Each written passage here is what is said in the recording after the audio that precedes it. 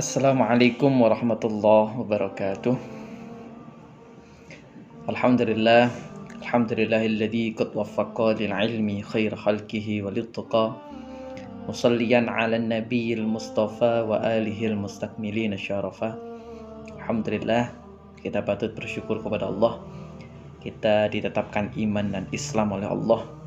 Kita diberikan kesehatan, kelancaran dalam melaksanakan hal-hal yang baik. Salawat serta salam tetap terlimpahkan, tercurahkan kepada yang termulia, yang tercinta, Nabi Agung Muhammad Sallallahu Alaihi Wasallam. Marilah kita memulai hal yang baik ini dengan bacaan surat Al-Fatihah dengan harapan Allah Subhanahu Wa Taala melimpahkan rahmat, ridha, ma'unah, inayah, taufik, hidayah, sehingga kita dapat mencapai dan mendapatkan ilmu yang manfaat barakah. Al-Fatihah al-Hadratin bi Sayyidina Maulana Muhammadin sallallahu alaihi wasallam wa ala sayyidil anbiya wa salil malaikatil muqarrabin wa tabi'in wa man tabi'ahum bi ihsan ila middin wa ala man wa salafuna salihin wa ila wali songo wa ila man ajasna wa musannifin syai'un lillahi lana wa lahumul Fatihah.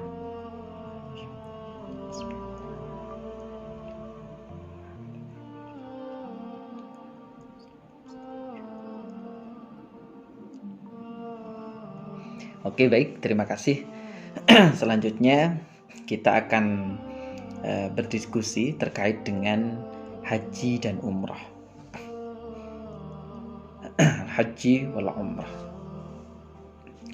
Haji sekarang.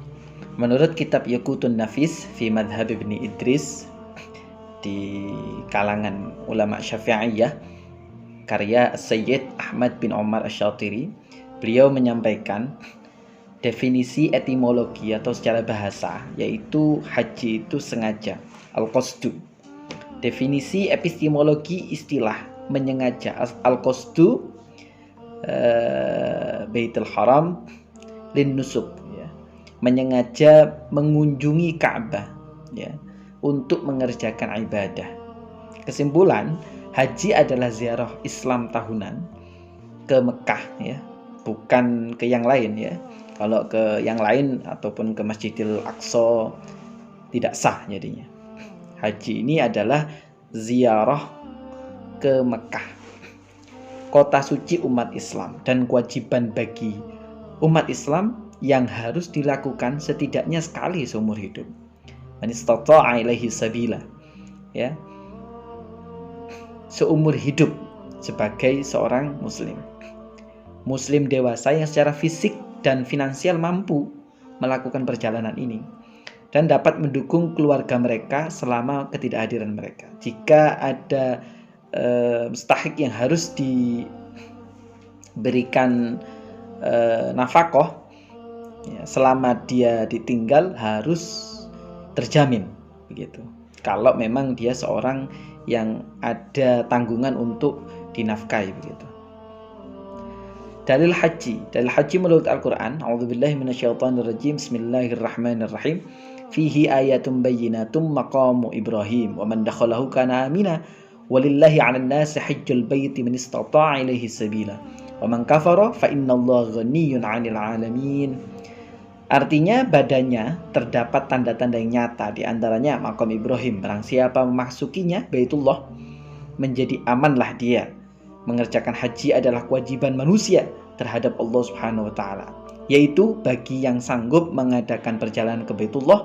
Barang siapa yang mengingkari kewajiban haji, maka sesungguhnya Allah Maha Kaya, tidak memerlukan sesuatu dari semesta alam. Quran surat Ali Imran ayat 97. Dalil haji, hadits bunyal Islam ala khams, syahadati alla ilaha illallah, syahadatu alla ilaha illallah wa anna Muhammadar Rasulullah, wa iqamis shalah, wa ita'iz zakah, wa shaumi Ramadan, wa hajjil baiti man istata'a ilaihi sabila. Artinya, Islam dibangun atas 5 perkara: bersaksi bahwa tiada Tuhan selain Allah, dan bersaksi bahwasanya Nabi Muhammad utusan Allah, mendirikan sholat, menunaikan zakat, puasa di bulan Ramadan, dan melakukan haji ke Baitullah. sebagai orang yang mampu melakukan perjalanan tersebut jika mampu, ya. Hadis riwayat Bukhari Muslim. Dan juga diriwayatkan dari An Abi Hurairah qala sami'tu Rasulullah sallallahu alaihi wasallam yaqul man hajja falam yarfut walam yafsuq raja'a kayaumi wulidhu wa waladathu ummuh, muttafaqun alaih. Barang siapa yang menunaikan haji ke rumah ini, Ka'bah ya maksudnya, dan tidak melakukan rafas, senggama, serta tidak berbuat fasik, maka akan keluar dari dosa-dosanya seperti hari dia dilahirkan oleh ibunya, muttafaqun alaih. Sekarang umrah. Umrah diterangkan di kitab Yaqutun Nafis fi Madhhab Ibnu Idris karya Sayyid Ahmad bin Umar Asy-Syatiri. Beliau menyampaikan definisi etimologi secara bahasa yaitu ziarah, ya, ziarah atau berkunjung. Definisi epistemologi atau secara istilah, melakukan ziarah ke Baitullah Ka'bah di tanah suci dengan niat karena Allah Subhanahu wa taala dengan syarat dan rukun tertentu. Melaksanakan umrah hukumnya adalah sunnah. Dalil umrah yaitu di dalam Al-Qur'anul Karim, A'udzubillahi minasyaitonirrajim, Bismillahirrahmanirrahim.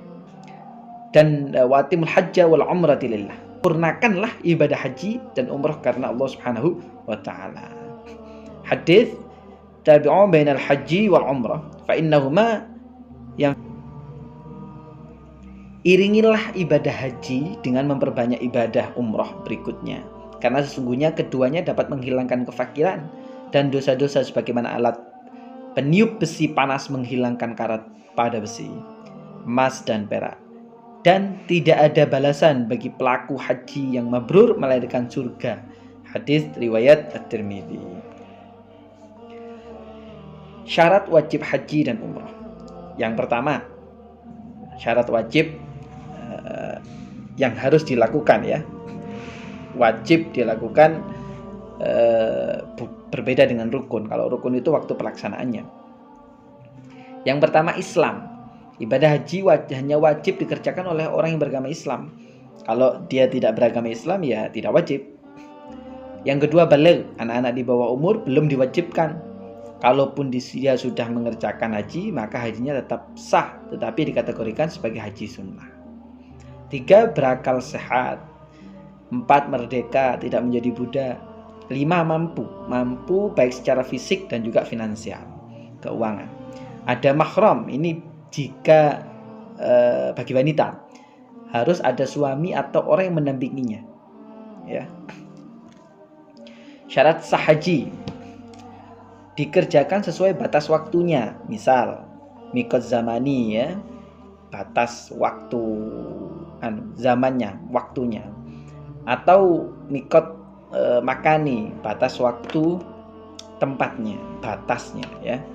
Melakukan urutan rukun haji tidak boleh dibolak-balik, harus tertib, ya, urut.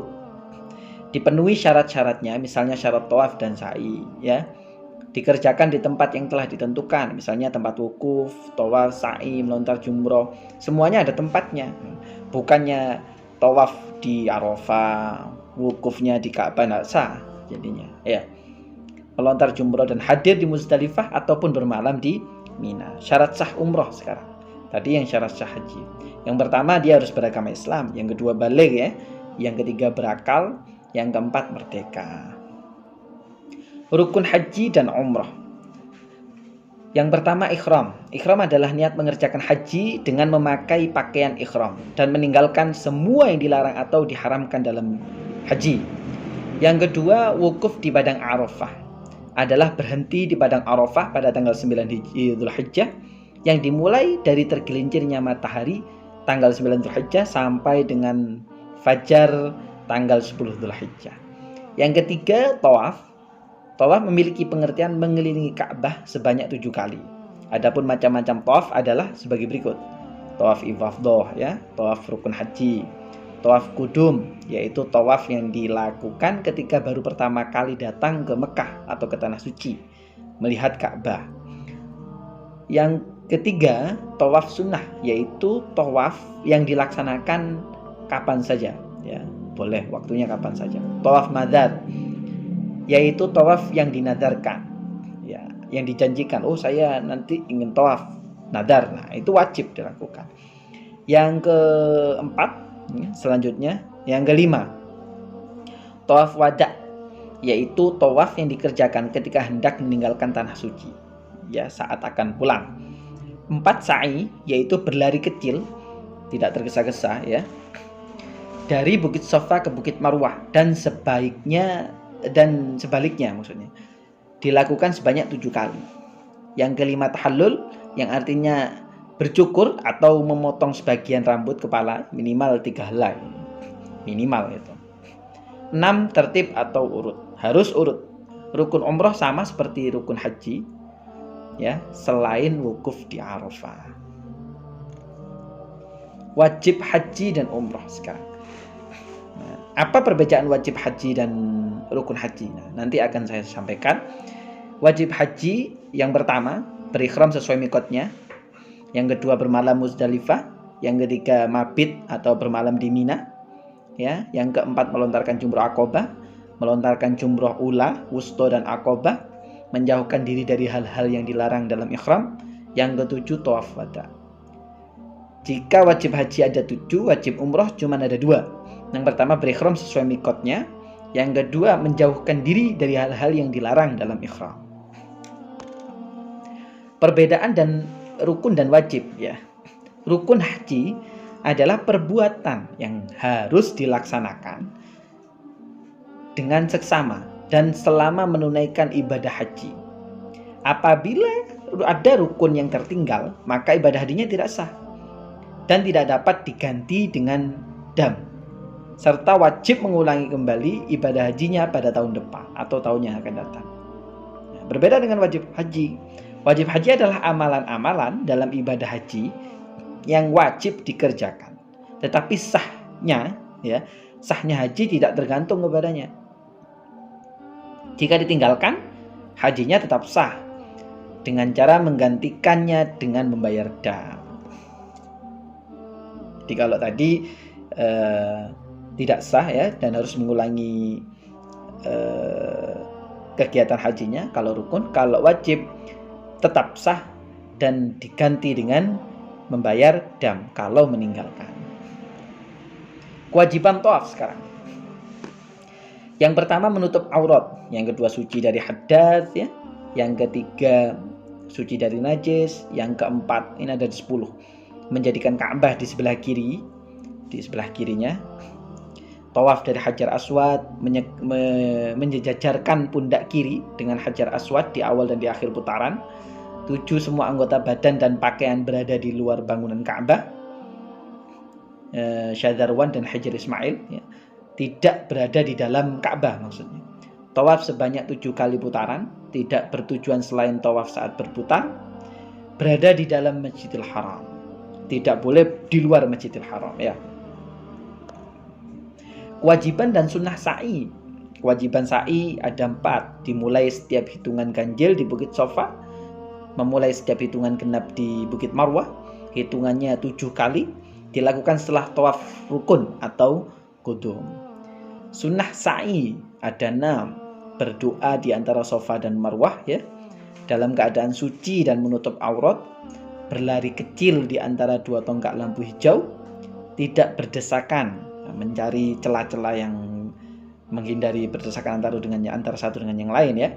Berjalan kaki, tidak memakai alat transportasi, apalagi naik motor gitu, nah tidak sah.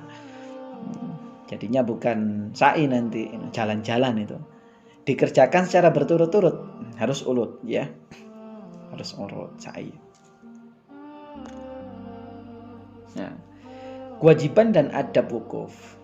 Maksudnya tadi dikerjakan secara berturut-turut dari Safa ke Marwah, bukan dari Safa dulu terus tinggal ngopi, tinggal candoman, tinggal gosip itu, terus balik lagi ke Marwah, nggak bisa. Harus urut terus menerus, ya, selama 7 kali itu. Kewajiban dan adab wukuf sekarang. Kehadiran seorang yang ikhram di Arafah bermula dari tergelincirnya matahari di hari Arafah, yaitu pada 9 Dzulhijjah, sampai terbit fajar pada hari raya Kurban. Adapun adab-adab wukuf, yang pertama bergerak dari Mina melalui jalan Dhab.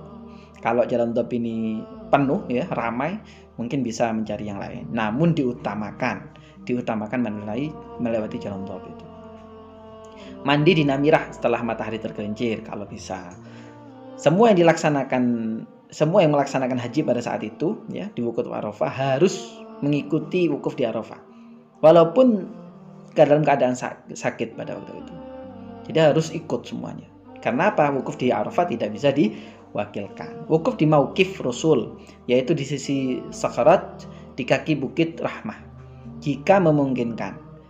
Terkadang karena sudah maklum ya, karena sudah ma'ruf bahwasanya di tempat ini tempatnya Rasulullah, banyak orang-orang yang ke sana gitu. Oleh karenanya kalau memang memungkinkan bisa ke sana, tapi kalau tidak ya tidak perlu begitu.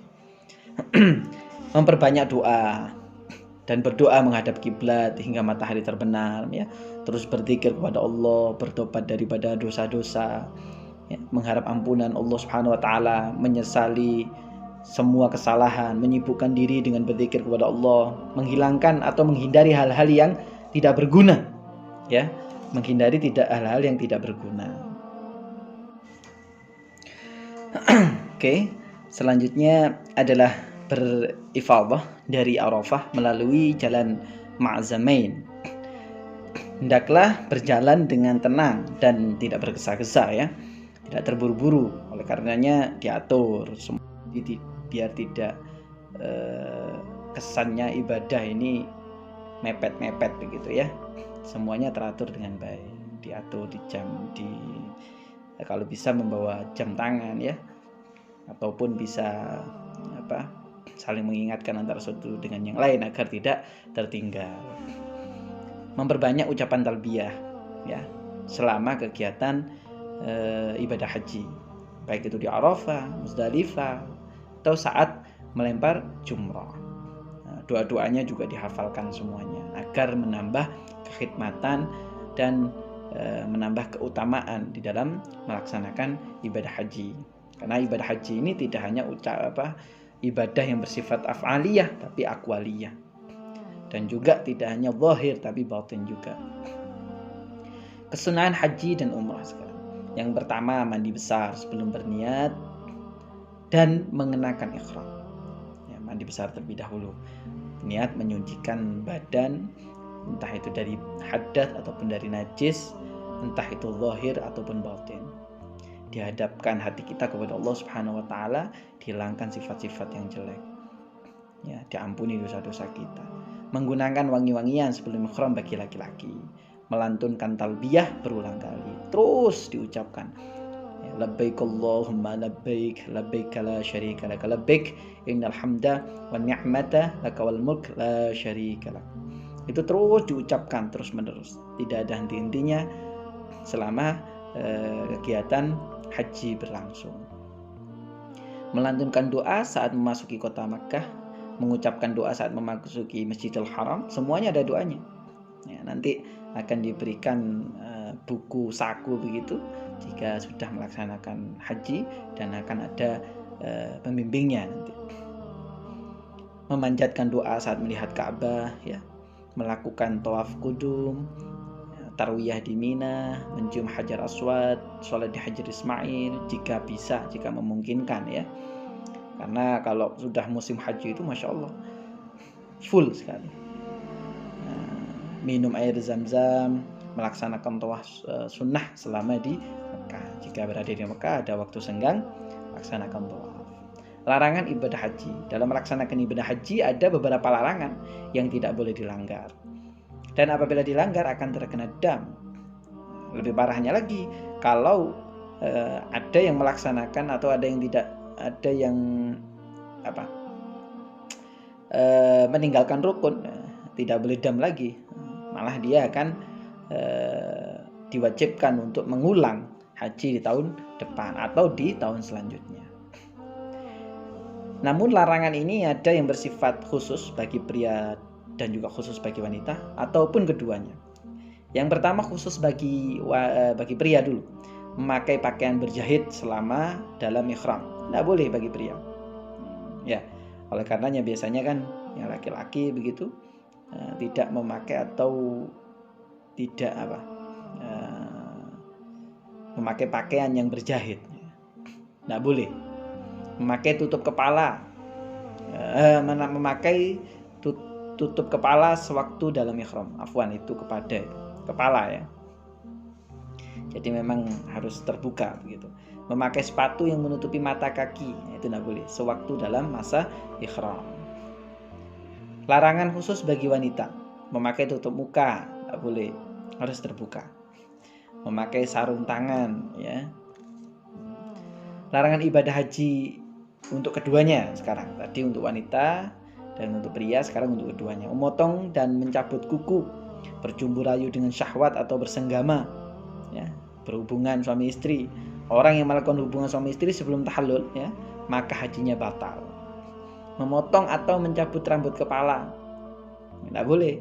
Mencabut bulu badan lainnya, menyisir rambut kepala, tidak boleh, dan sebagainya. Itu adalah larangan. Memotong kuku, menebang pohon ya, mencabut segala macam tumbuhan di tanah suci, tidak boleh. Memakai harum-haruman, minyak wangi, pakaian maupun rambut, kecuali yang dipakai sebelum ihram. Makanya sebelum ihram itu harus dipakai. Ya memang begitu. Ya kalau ada yang bau-bau lebus dan sebagainya ya nggak apa-apa. Itu adalah ibadah ya. Selanjutnya mengadakan perkawinan, mengawinkan orang lain, menjadi wakil dalam akad nikah atau melamar seseorang, tidak boleh. Jadi itu yang dilarang oleh Rasulullah atau oleh para ulama di dalam haji. Memburu atau membunuh binatang darat ya, dengan cara apapun ketika dalam ihram, tidak boleh. Mencaci maki, mengumpat, bertengkar, mengucapkan kata-kata kotor, tidak boleh. Ini yang dilarang di dalam ibadah haji. Dam sekarang, apa sih dam itu? Di kitab Al-Majmu' ala Syarh Al-Muhaddab ya, syarah kitab Muhaddab karya Imam Nawawi, menyebutkan 4 kategori dam atau denda bagi jamaah haji yang melanggar larangan ihram. Hal ini sebagaimana jumlah ringkasan dam yang disebutkan An-Nawawi dalam kitabnya dengan mengutip pendapat Imam Rafi'i ya, 4 kategori ini adalah yang pertama tertib dan takdir. Tertib dan ta'dil, tahyir dan ta'dil, tahyir dan takdir, itu afwan, itu tahyir dan takdir. Dam, lanjutan. Apa sih tertib dan takdir itu? Yakni menyembelih seekor kambing jika tidak mampu atau tidak menemukan kambing untuk disembelih ya, bisa diganti dengan berpuasa 10 hari dengan ketentuan 3 hari dilaksanakan selama pelaksanaan ibadah haji dan 7 hari sisanya dilaksanakan di kampung halaman. Kalau orang Indonesia berarti di tanah air Indonesia. Jika tidak sanggup untuk berpuasa, baik dengan alasan sakit ya ataupun alasan syar'i yang lain, maka bisa digantikan dengan membayar 1 mud per hari. 1 mud sama dengan 675 gram atau 7 liter, 0,7 liter ya, seharga makanan pokok. Yang kedua, terkait dengan pelarangan atau pelanggaran yang dilaksanakan yang haji tersebut berbeda-beda memang.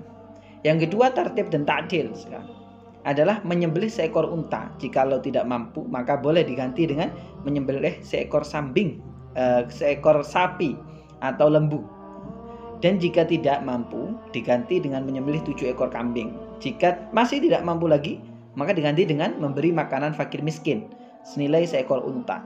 Bila masih juga tidak mampu ya, maka diganti dengan berpuasa sebanyak hitungan mud ya. 1 mud 75 gram per hari itu dari makanan yang dibeli seharga seekor unta. Ketiga, tahyir dan ta'dil ya, yaitu dengan memilih salah satu dari denda berikut: menyembelih binatang yang sebanding dengan binatang yang diburu, memberi makanan dengan nilai harga binatang yang sebanding, dan dibagikan kepada fakir miskin di Mekah, atau berpuasa sejumlah bilangan mud yang senilai dengan binatang sebanding.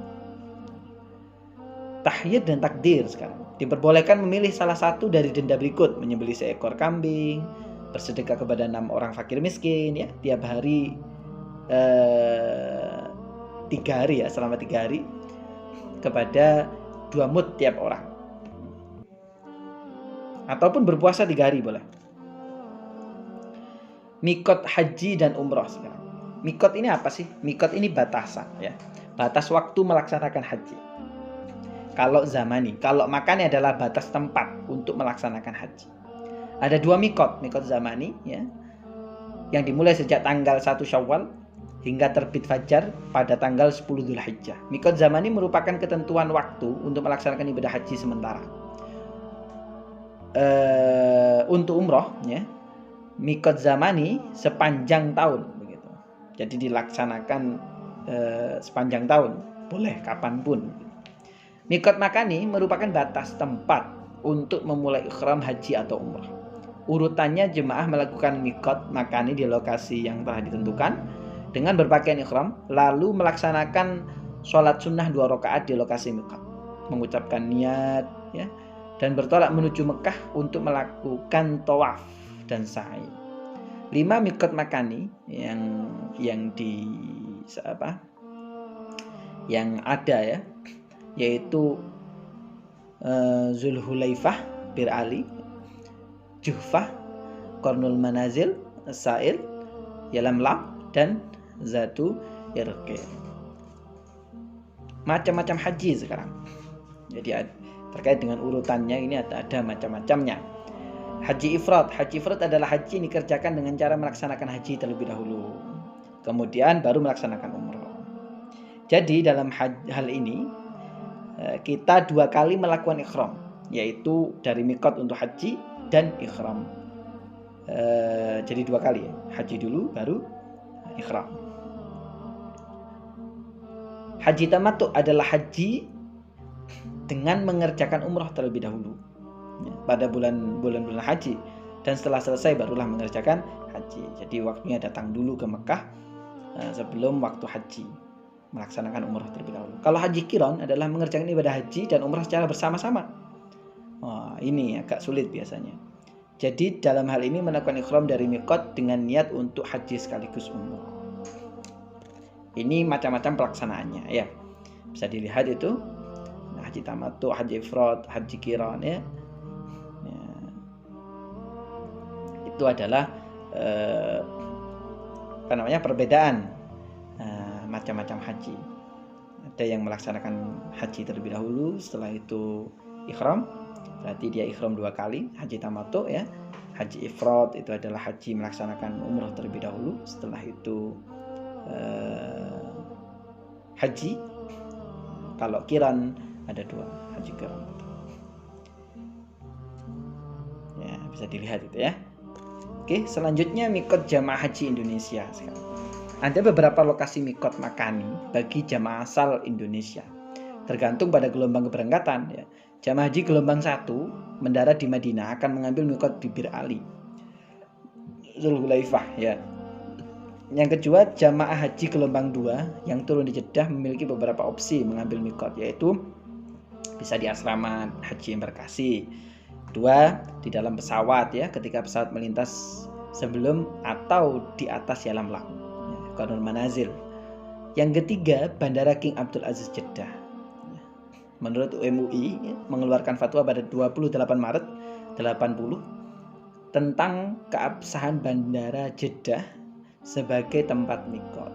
Fatwa ini dikukuhkan kembali pada 9 September 1981. Ada beberapa keutamaan haji. Di sini saya menyampaikan 10 saja. Mungkin ada beberapa yang banyak begitu. Yang pertama, haji adalah penyempurna rukun Islam. Karena yang terakhir ya. Yang kedua, di antara ibadah yang utama itu adalah haji. Bagaimana tidak utama? Waktunya panjang, kegiatan akwaliyah afaliyahnya banyak, tidak hanya zahir tapi batin, banyak aturan-aturan di dalamnya, juga banyak hikmah-hikmah di dalamnya, dilipat gandakan pahalanya.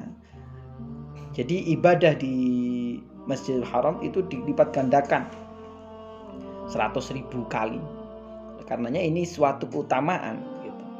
Diampuni dan dihapus dosanya jika hajinya mabrur, dijauhkan dari kefakiran.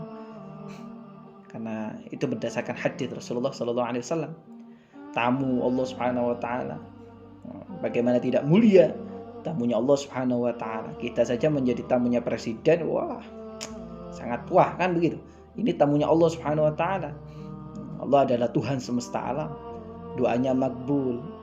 Doa untuk dirinya juga makbul, mendoakan orang lain juga diterima oleh Allah, mustajabah.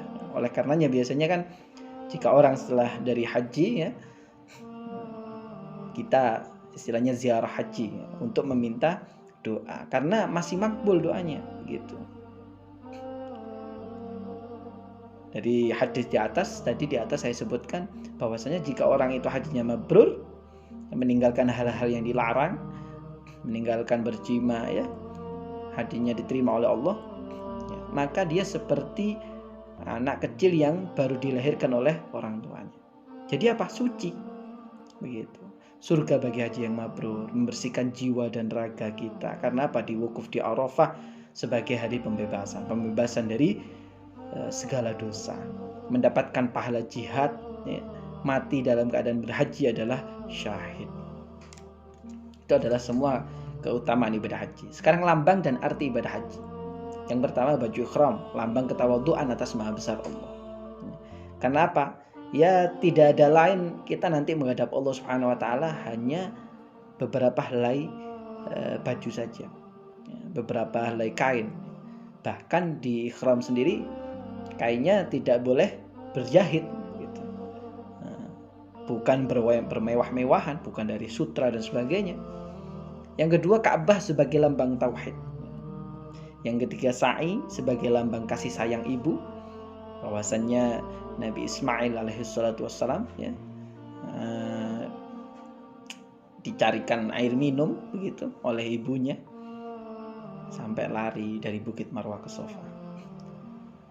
4, Arafah adalah tempat pembebasan. Bahwasanya ada hadits Rasulullah di Arafah, Allah Subhanahu wa taala membebaskan beberapa ribu umat manusia yang seharusnya dia masuk neraka. Allah bebaskan dan jadikan mereka ahli surga. Yang kelima, melontar jumroh, mengingatkan ikrar iblis bahwasannya iblis akan mengganggu umat manusia sampai kapanpun. Sebagai lambang kita meneruskan perjuangan daripada Nabi Ibrahim dan Nabi Ismail yang menolak ajakan iblis dengan melempar mereka dengan batu. Makna ibadah haji. Yang pertama, haji sebagai rihlah muqaddasah, perjalanan suci. Oleh karenanya selama peribadatan haji, bahkan di Indonesia ya, ada upacara pelepasan begitu, ada tasyakuran ya, ada adzan, ada iqamah, semuanya sangat sakral, sangat suci. Bagaimana tidak? Dia akan menghadap Allah Subhanahu wa taala sebagai tamu daripada Allah Subhanahu wa taala. Oleh karenanya itu adalah sebagai perjalanan suci dan sakral. Yang kedua, haji sebagai mu'tamar tahunan. Ya, bertemunya seluruh umat muslim sedunia yang berkumpul tumplek ya di. Yang ketiga, tadabbur dan ibrah, mengambil pelajaran daripada kisah Nabi Ibrahim alaihissalatu wassalam dan Nabi Ismail. Bagaimana perjuangan beliau berdua untuk menunaikan perintah Allah Subhanahu wa taala. Tasamuh dan ta'awun, toleransi dan saling tolong menolong. Kita di sana akan bertemu dengan berbagai umat, berbagai suku dari beberapa bangsa dan negara. Kita akan mencoba untuk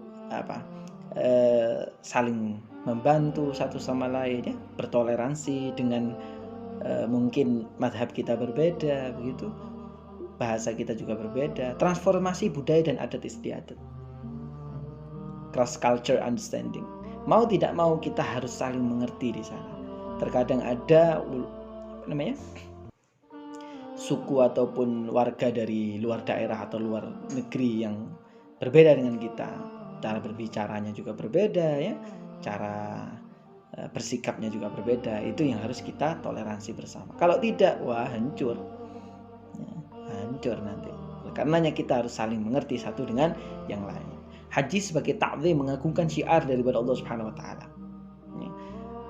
Yang ketujuh, haji sebagai bentuk penyerahan diri secara total kepada Allah Subhanahu wa taala. Itu yang harus dilakukan. Ibadah haji badal sekarang. Ibadah haji badal adalah ibadah haji yang dilakukan untuk menggantikan orang lain. Dalam ibadah ini sama dengan ibadah haji yang biasanya. Namun, dalam ibadah ini ditunjukkan untuk seseorang yang telah meninggal atau telah sakit ya, dan tidak bisa menunaikan ibadah haji. Syarat badal haji yang pertama, orang yang digantikan untuk berhaji harus memenuhi ketentuan berhaji seperti mampu secara finansial. Orang yang digantikan untuk berhaji ini dalam keadaan berhalangan atau ada udzur seperti tidak mampu secara fisik ya, atau sakit yang tak kunjung sembuh sehingga tidak memungkinkan untuk berhaji sendiri, ataupun orang tersebut telah meninggal dunia. Orang yang menggantikan berhaji, badal haji, harus sudah berhaji sebelumnya. Yang terakhir, ibadah ini boleh dilakukan oleh pria ataupun wanita untuk menggantikan orang lain. Jadi tidak harus yang digantikan pria, jadi yang melaksanakan harus pria juga, tidak harus. Namun, ibadah yang dilakukan hanya untuk satu orang saja. Jadi kalau satu tidak bisa berhaji ya, digantikan oleh satu orang. Bukan 5 orang tidak bisa berhaji, digantikan oleh satu orang saja, tidak bisa. Berfungsi untuk satu orang saja. Dalil badal haji. Hadis daripada Rasulullah SAW, annam ra'atan min Had'am qalat ya Rasulullah, inna abi syekh kabir alaihi faridatullah fil hajj wa la yastati' ay yastawiya ala dhahri ba'irih. Faqala an-nabi sallallahu alaihi wasallam khujji anhu. Artinya bahwasanya seorang wanita dari Khus'am ya berkata kepada Rasulullah sallallahu alaihi wasallam, sesungguhnya ayahku telah tua renta ya Rasul. Baginya ada kewajiban kepada Allah dalam berhaji, dan dia tidak bisa duduk dengan tegak di atas punggung onta. Lalu Rasulullah SAW bersabda, hajikanlah dia. Jadi disuruh menggantikan. Mungkin itu dari saya. Terima kasih ya. Jika ada kesalahan atau salah luput, itu murni dari diri saya pribadi yang fakir ini. Jika ada kelebihan ataupun kebaikan, itu daripada Allah Subhanahu wa taala. Demikian dari saya, al-kamilillah naqsulana al-afu minkum wallahu al-muwaffiq ila aqwamit thariq. Wassalamualaikum warahmatullahi wabarakatuh.